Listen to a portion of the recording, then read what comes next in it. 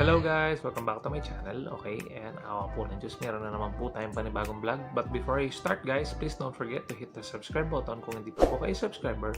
And please click the notification bell para po updated kayo sa mga videos ko. Thanks in advance guys!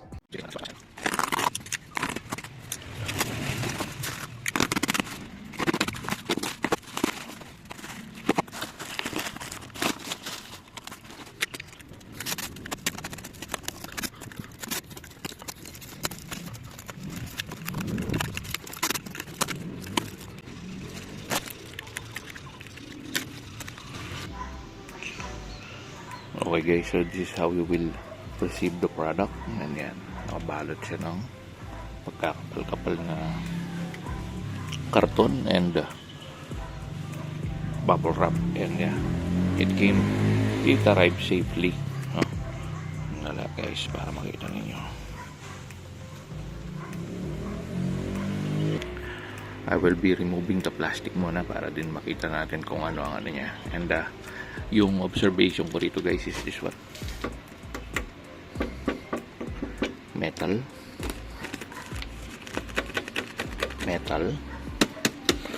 Pero mas maganda guys, tanggalin muna natin yung plastic para mas makita natin kung anong ano niya.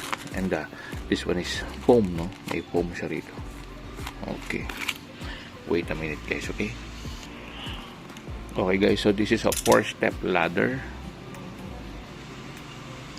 Yung height nito guys is almost 150 centimeters, so 1.5 meters siguro to or less, no? Pero ayun nga, this is nakasara pa, no? So once I open it, syempre bababa yan. Okay, so I will check kung gaano siya kataas. So ayan na guys, nakabukas na siya, no? Yan. So this is Toyota Innova, and you will see here, yan, ganyan siya kataas natin guys. Yan. So tamang-tama, no? Maaabot ko na ng maayos yung bubong ng ating sasakyan. And ayan. So hindi na ako mahihirapan mag-wax, maglinis, mag-car wash. However, yung pinaka-cons nito guys is yung siyempre katagalan, mga ngalawang ito, because I think this is metal and I don't know if it's aluminum. So ayan guys, so ito naman medyo flaw din to kasi it could have been better kung tornilyo siya, no? That can be tightened, no? Pero sadly, ano lang siya, para siyang ayan, tingnan niyo yung ano niya, interlocking niya. Ayan, no? Nakikita niyo ba?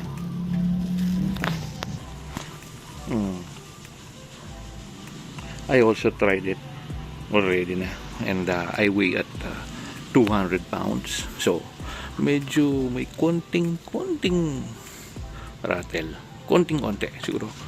That is because of my weight, no? Konti lang, gumaganyan lang siyang konti, pero I feel very safe with this ladder, no? And then guys, so abot ko na. So actually sa third step pa lang abot ko na, because I am 5'8" in height. So I could have bought the 3-step na lang siguro. And ayan nga guys, yung ano niya, specifications niya. So tama ako. Pag naka-close siya, 150 siguro. And then pagka naka-open na siya is 127 cm yung ano niya, yung pinaka-height niya. And which is really good. And ayan nga guys, yung tapakan, totoo yun, 26 cm yun yung lapad, kaya talagang secured yung mga paa natin dito. So 26 cm, so 10, 20 and 6, 26, no? And then ito yun, yung 38, ito totoo, so 10, 20, 38. Yun yung ano nyo guys, yun yung size niya, and it's good. So ito maybe sa pag ano lang to guys, sa pag pack nila, pero all good. Yun lang ang ano ko rito. Meron din siyang parang lock dito. I don't know how this is. Sandali guys, iangat natin.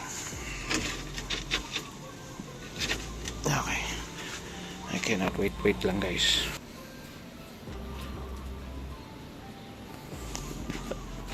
So, and meron siyang ano rito guys, yung parang naglalak.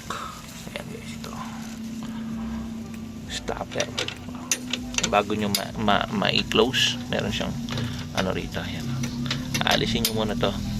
And when you come, it will lock. No? It will lock into place. Ayan. So then, meron din siyang, ito yung mga ribs or supporting, ano niya. Ito. Ito yung sinasabi ko sa inyo guys. Oh. This could have been better kung bolts ito. Tapos yung likod niya is not. Ayan. However, it's not. So, ito pa yung isa pang support niya guys. Ito. Ngayon, kung gusto nyo pang mas, ano dyan, safe yan. Lagyan nyo ng alambre dito guys. So, pumunta ron.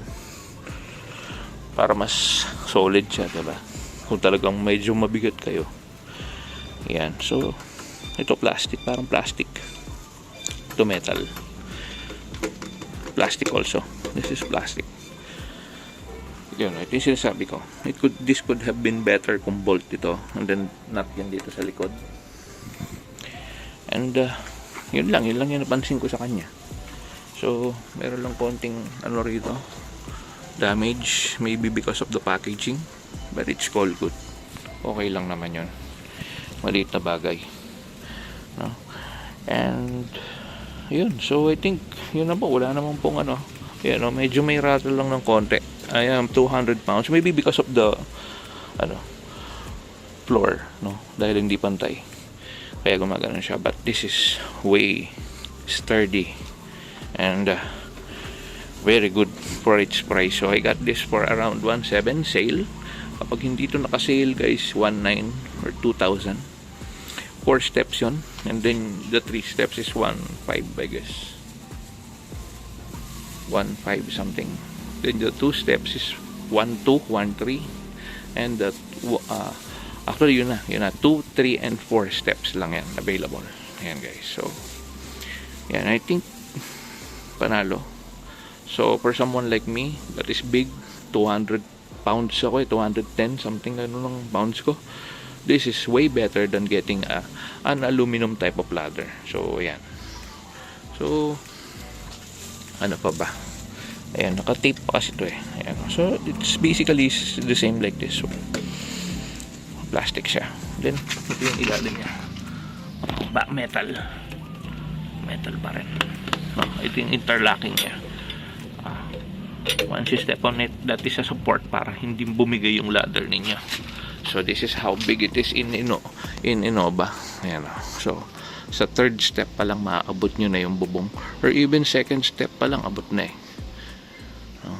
I bought this for the car dahil hindi ko maabot yung ano. Actually meron pa akong isang ladder kaso ano yun, yung aluminum yun na ano, na yung tawag doon, na fold into 4.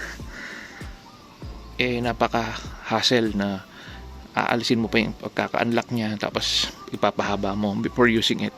Ito, pagka ano mo, lock mo lang, tatayo mo siya, and then ihiga mo lang na ganyan, okay na. Ba? That's the importance of this type of ladder than getting the ladder na yung folding. Okay? Yung folding na sinasabi ko is somewhat like this. See?